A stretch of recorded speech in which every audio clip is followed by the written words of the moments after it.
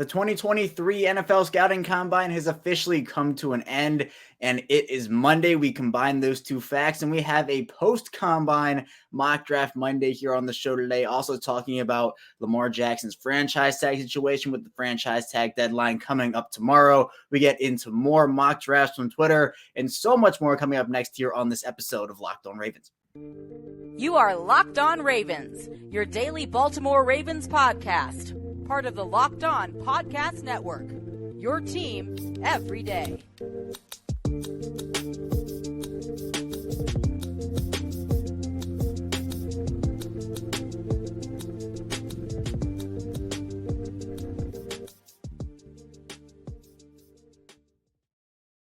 Welcome into another episode of Locked On Ravens, your daily Baltimore Ravens podcast. I'm your host, Kevin Allstriker of Ravens Wire. We're here, as always, today on the Locked On Podcast Network, your team every day. And thank you so much for being here with us today and tuning in, making us your first listen here on Locked On Ravens. We're free and available on all podcasting platforms, including over on YouTube in video form. So be sure to like this video on YouTube and subscribe to the channel, and also follow along in audio form wherever you get your podcast. But we are here today. It is Monday, which means we have another mock draft Monday. And in this edition of our mock draft Monday, it's the third one for us here in 2023. But we're going to put a little combine twist on it. And the Ravens, I had them. And of course, I put out a mock draft Sunday every Sunday for the Ravens that I review here on Mondays on the show. And I did athletes, combine standouts is what the theme is going to be here today for my mock draft. So a full 7-rounder where I picked the Ravens combine standouts from what we saw at positions of need and what the Ravens could be looking for there. So we'll get into my picks, why I picked these guys in the first segment. Then in the second segment, we do have to talk about Lamar Jackson. I know you may have heard me say that once or twice before on the show, but it's a pretty big deal. And it's a bigger deal now because the franchise tag deadline for the Ravens and for the league is tomorrow, March 7th, 4 p.m. Eastern time. A very special day, March 7th is.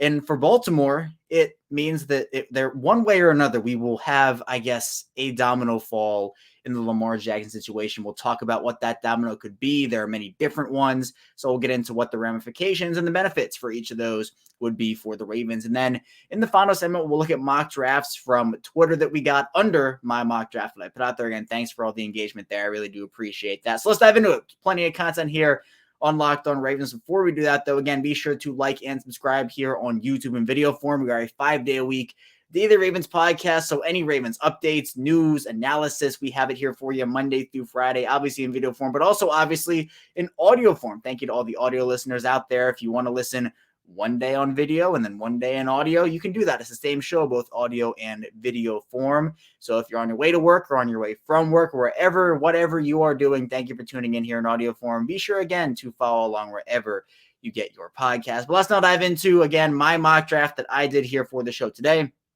Put it out yesterday, so if you're following me on Twitter, you got a little sneak peek. You can always get a sneak peek of the mock drafts I do before the show on Sundays on Twitter. But with my first pick, again, sticking with the combine standouts and starting there, I did pick Deonte Banks, Maryland corner at number 22. And this to me is a pick, obviously, Deonte Banks he was one of the combine standouts through and through.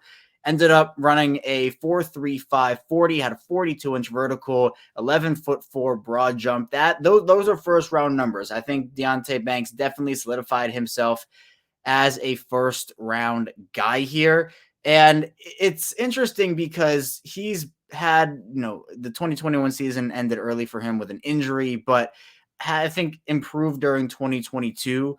And he can play press. He can play a couple of different types of press. And he's a very physical guy. So he, like Marlon Humphrey, will get into guys really early. He's a strong corner too. He disrupts guys at the line. He's a physically impressive guy too. 6'1", 200 pounds.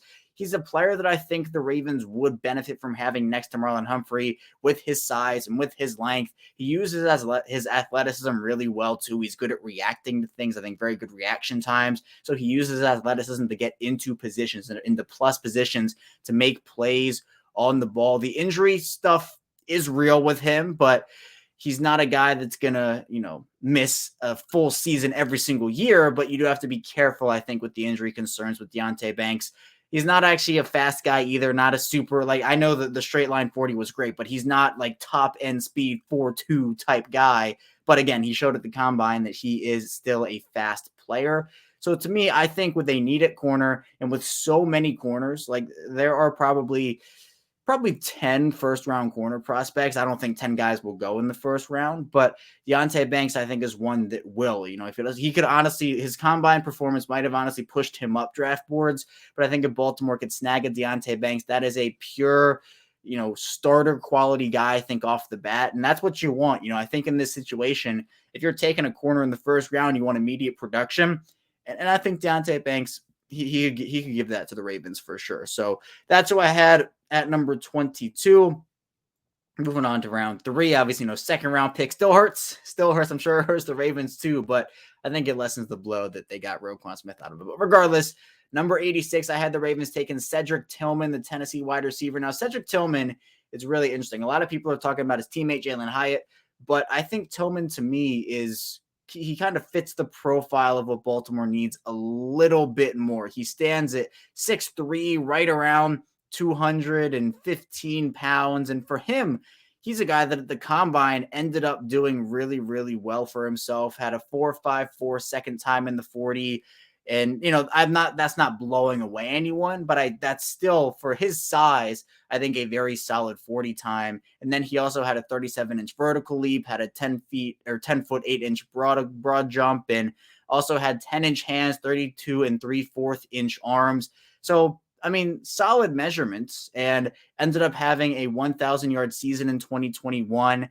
And that was actually Tennessee's first 1,000-yard guy since 2012, and had a touchdown pass in 7 straight games. And obviously I mentioned Hyatt, also Joshua Palmer, on the Chargers now. He comes from Tennessee as well, called Tennessee wide receiver U in the wide receiver factory. So that was funny. But for him, Tillman is somebody who is that big bodied guy who I think actually plays like it. He ends up doing really well, bending his routes, and ends up stacking guys really well, really good body control, and again, leverage at the catch point. The Ravens had Miles Boykin. This is a guy who had tons of size, but didn't play like he was big. He played like a small receiver, didn't use his size to his advantage. I think Cedric Tillman does that, and the Ravens have a need for that skill set on their team. So I know a lot of people, when talking about guys like Tank Dell and some of these other smaller wide receivers, the argument against that is, well, the Ravens don't need another small wide receiver. Cedric Tillman is a big guy. So ball skills are really good. I think he does need to learn a couple routes. He needs to expand that route tree a little bit too. I think where teams utilize him, I think every team will probably utilize him a little bit differently, but still, I think that with the combine he had, Tillman probably moved up, again, the draft process for him and where he could be taken. So I think it's a solid overall pick, but with the Cedric Tillman pick, I think that, he could develop into a solid number 2, number 3 guy. In this situation, I would have the Ravens trading for DeAndre Hopkins and then having a big 4, let's say, of DeAndre Hopkins, Rashad Bateman, Devin Duvernay, and Cedric Tillman. I think that's solid. And then maybe add a couple of other smaller, another draft pick we'll talk about in a few minutes, and maybe another veteran. But then we move to round 4, 125. Jacorian Bennett, corner from Maryland, is the pick. Jacorian Bennett, so we got both Maryland corners here in Deonte Banks and Jacorian Bennett. And Jacorian Bennett ran a 4.3 40. That is fast. He improved his stock, one of the fastest 40 times. He's a speedster, and he ended up doing 2 years at community college before transferring over to Maryland. And he can play in multiple different positions. So he can be a corner, he can be a safety, he can play in the slot.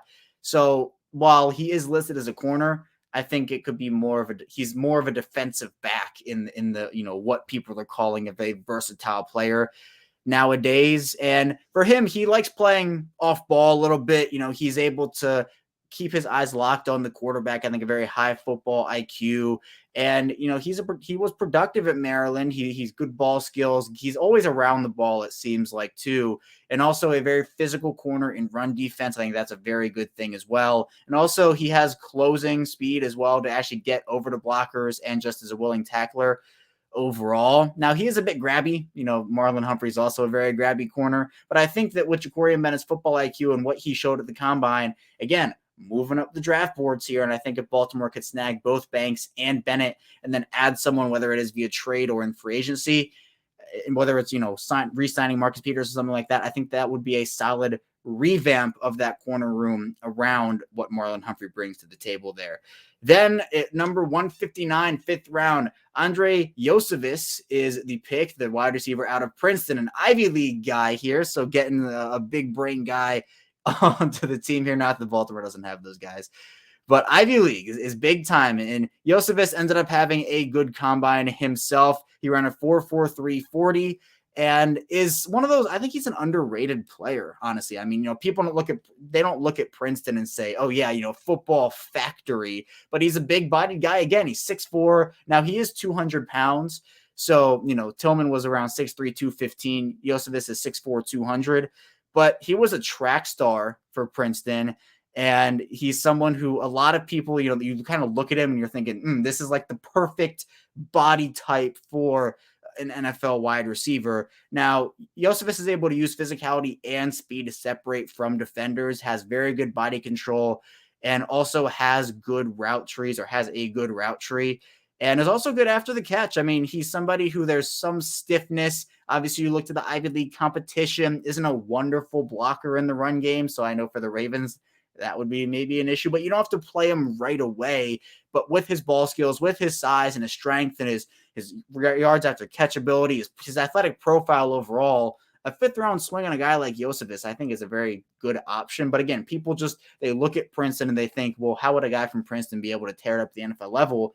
I think Iosivas could be that guy. Then finally here, round 6, 200.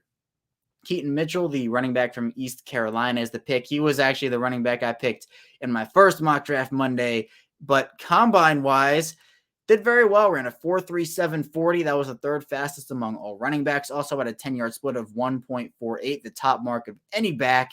And also that was able to have him show off his elite acceleration. Now, he's a smaller back. He's not the biggest running back. He's 5'9", 184.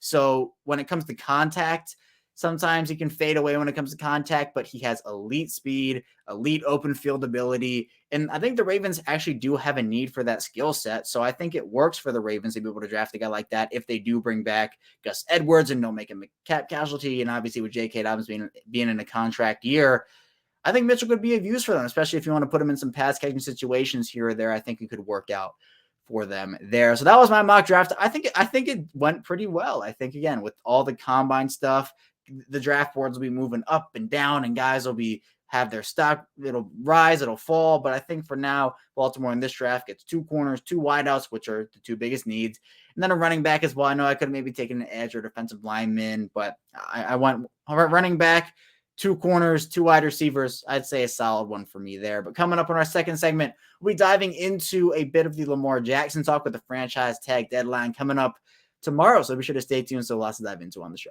But first, this episode is brought to you by Built Bar. And if you're looking for a delicious treat but don't want all the fat and calories, then you have to try a Built Bar.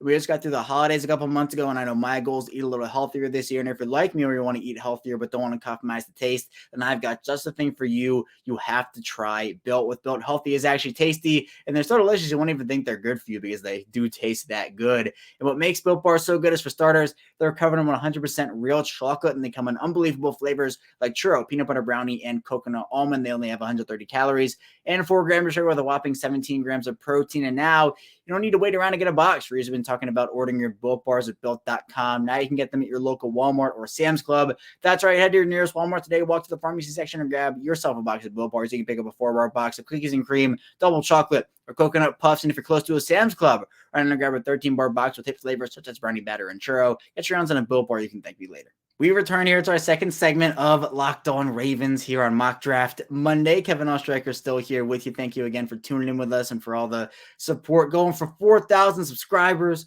on YouTube. We had 3.5 a couple weeks ago, so we're moseying on up there. And also, again, thank you for all the support in audio form as well. No support goes unnoticed, so thank you for that. But now we're going to get into it. It is Mock Draft Monday, but we're going to move into a Lamar Jackson conversation because there is a big milestone, a big date coming up, March 7th, big day. Reason for the big day from a Ravens perspective is because of the fact that it's the franchise tag deadline, and Lamar Jackson at this point seems like a prime franchise tag candidate. Now, it's a big day because obviously this is going to mean something or it'll be big for the Ravens to be able to have just some sort of direction. And even then, there might not be a full sense of direction. It's going to be, well, there's a franchise tag. Now it's definitely there's something, but there could be a trade. There could be an extension, or maybe there's an extension before the deadline.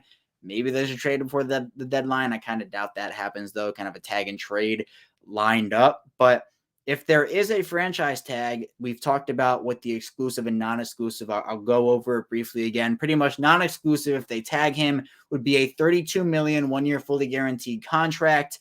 And that would allow teams to negotiate with Lamar. And if a team and Lamar were to agree on something, the Ravens would have the right to match that deal or decline it and get 2 first-round picks in return. Now, the exclusive franchise tag is $45 million, a 1 year $45 million fully guaranteed contract if signed. But that gives the Ravens exclusive negotiating rights. So there's no other teams can get in and negotiate, no 2 first-round picks. The only way Lamar would be moved in that situation is obviously if he would be traded and or just refuse to sign the tag in general, and then a whole nother can of worms opens. But regardless, that would mean that a trade would probably net the Ravens more than 2 first-round picks. In fact, I'm pretty sure it would. And that's why when it comes to the franchise tag, it's definitely not ideal for Lamar to play on the tag if you're the Ravens. And I think for Lamar, it's probably not ideal for him to play on the tag either. It seems like either an extension or a trade is the best scenario for both parties. Either there's a long-term commitment and you can maneuver the money. Again, that depends on the length and the money and the guarantees, but you can maneuver that money. You can make that first year cap hit low. And it helps with salary cap relief and flexibility if there's an extension. Now, obviously, it's the same thing. If there's a trade, it helps with the flexibility because you're not signing a guy to a huge contract, but you're losing a franchise quarterback. But it depends, again, what are you getting back? I think for the Ravens, a non-exclusive tag, it's a risk. It's a risk. It personally is not ideal for me. I don't think that's the situation or that's the scenario the Ravens should be taking. I think it should be exclusive for them. Now, I've seen arguments for the non-exclusive tag. Now, first of all, obviously the cap hit is lower on the exclusive tag than the non-exclusive tag. But if there's a team, let's say the Ravens give Lamar the non-exclusive tag, and a team comes in with that, let's say 5-year, $250 fully guaranteed, and the Ravens clearly are not there right now. Like that is not what they want to give them. I think a team, again, there would be teams out the door. If the price for the Ravens was, they say to everybody, hey, our price in a trade is 2 first-round picks. Teams will be out the door because they're looking for a franchise quarterback, and 2 first-round picks for a franchise quarterback is really not that steep.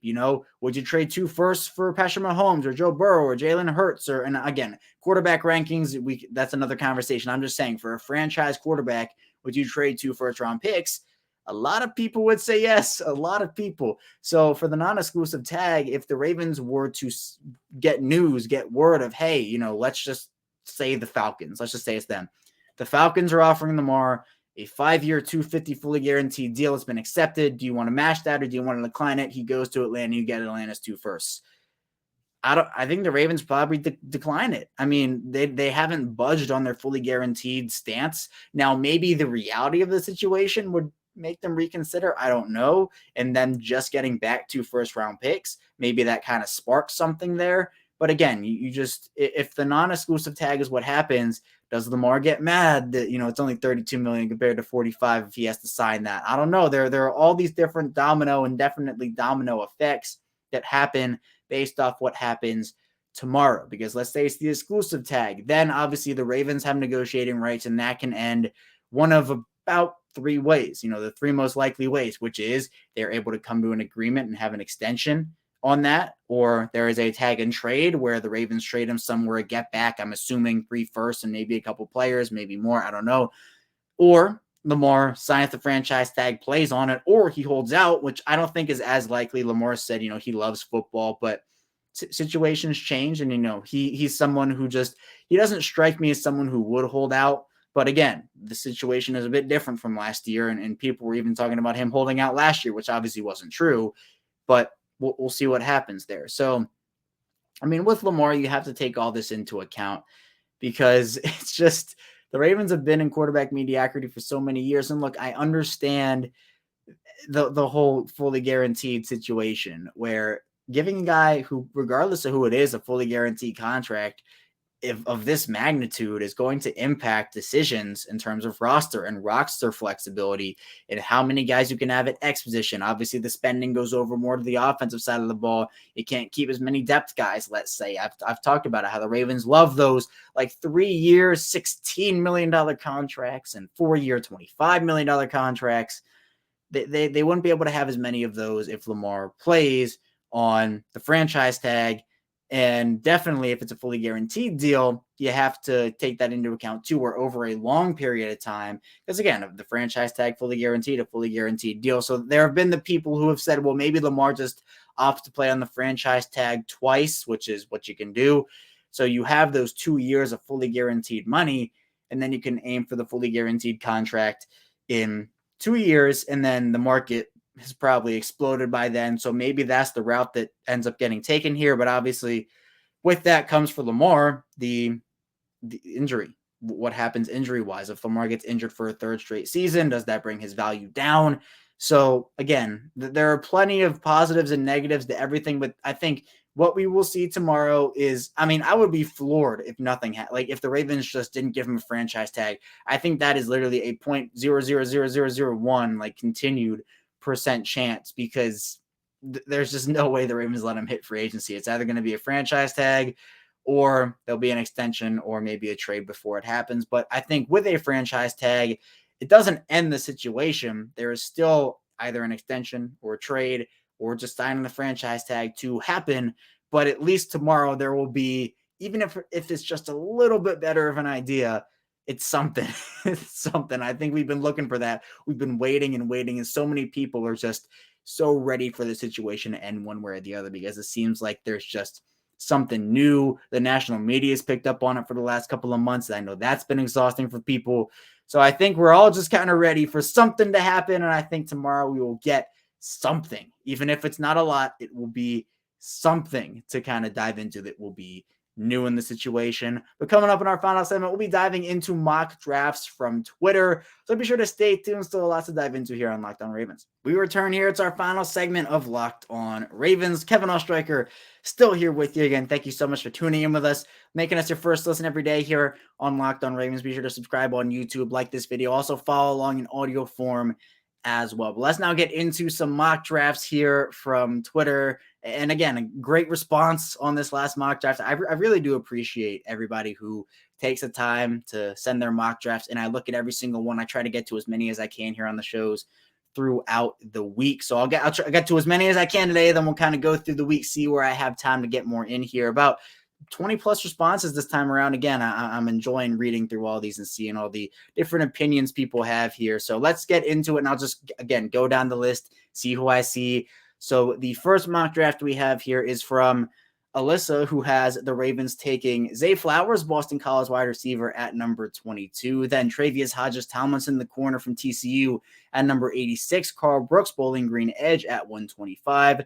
Kobe Turner, Wake Forest defensive lineman, at 159. And Trey Dean III, the Florida safety, at 200. And I think this one's really solid. I mean, Zay Flowers is again, one of the, I guess, big three of Jordan Addison, Jackson Smith and Jigba, and Zay Flowers is the wide receivers that people want the Ravens to get in on at 22. I think Flowers is someone who fits what the Ravens want to do. So I like that pick. Travius Hodges-Tomlinson, he's only 5'9", but he had a great combine, and someone who, despite being 5'9", he can play on the outside. He is that good where he can play on the outside.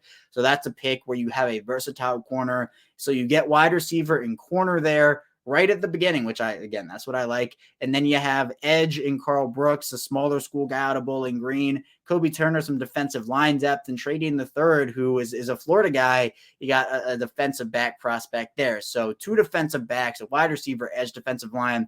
I like this one. A very good job there by Alyssa. And then we'll move on to Be More Finest, who has the Ravens. There are a couple trades here. I can't see what they actually are, but pick 24, Jalen Hyatt, the wide receiver from Tennessee, is the pick. Julius Brents, the corner from Kansas State, is the pick at 86. Riley Moss, corner from Iowa, is a selection. Kenny McIntosh, the running back from Georgia, at 129. Nick Broker, the offensive lineman from Ole Miss, is the pick at 150. And Thomas Nkoum, the edge from Central Michigan, at 170. So I assume here the Ravens, they move back from 22, pick up some extra mid-round selections here. Wide receiver corner, I think Hyatt is someone, people think that the Ravens don't need Hyatt's skill set. He's not my number one guy. Like, I'd rather have Zay Flowers or Jordan Addison or Jackson Smith-Njigba, but Hyatt's probably going to go at the end of the first, beginning of the second round.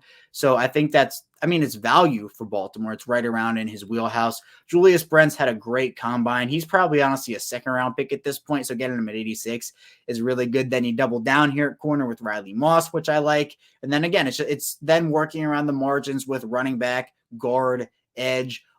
Again, running back's another sneaky need position. It was a sneaky need for him last year. They take Tyler Beatty. It's a sneaky need this year. Kenny McIntosh is the pick here for Be More Finest. So I do like this one. I like this one here from Be More Finest.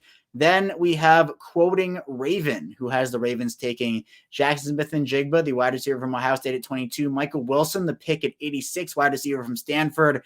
Then Baltimore ends up trading 125 for 129 and 212. The Dallas Cowboys getting 125. The Ravens take Q Blue Kelly, the Stanford corner. Then Baltimore takes Jacob Slade, the Michigan State defensive lineman at 159. Brenton Cox Jr., Florida edge at 200. And then the Ravens end up trading 212 for 237 and 234. That 212 is what Baltimore got in that Cowboys trade. The Ravens take Drake Thomas, a linebacker from North Carolina State at 234.